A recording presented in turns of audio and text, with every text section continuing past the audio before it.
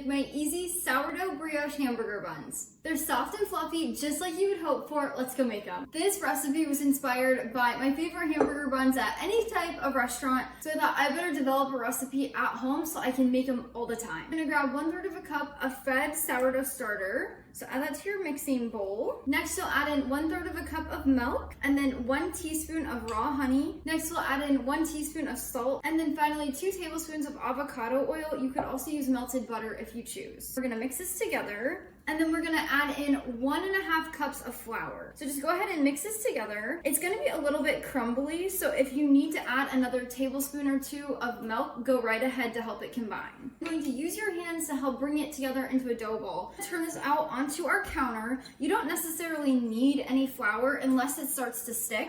But then we are going to knead this by hand for 2 to 3 minutes. You're gonna put your dough back in here. Now you can use a lid and just put it on loosely. You can use a little bit of saran wrap or a damp kitchen towel. Just fasten down 2 sides. So 2 sides are open, 2 sides are fastened. And then we're gonna let this sit on the counter at room temperature and bulk ferment for 10 to 12 hours. During this time, it's going to rise and double in size. So if that does not happen to your dough after the 10 to 12 hours, it could be 2 issues. Either your home is a little bit cooler and the bulk ferment is gonna take longer. It also might be your sourdough starter strength. I'll meet you right back here in the morning to continue this recipe.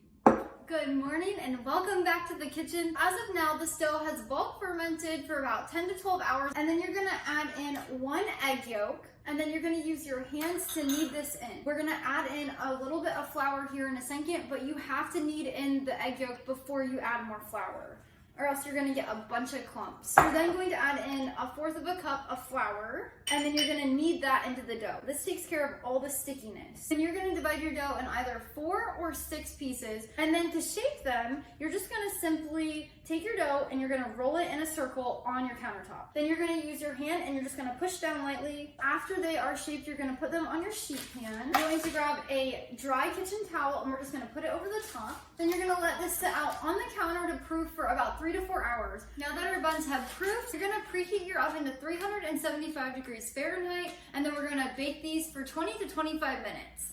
Once the buns come out of the oven, they'll look just like this. Brush the buns with this butter.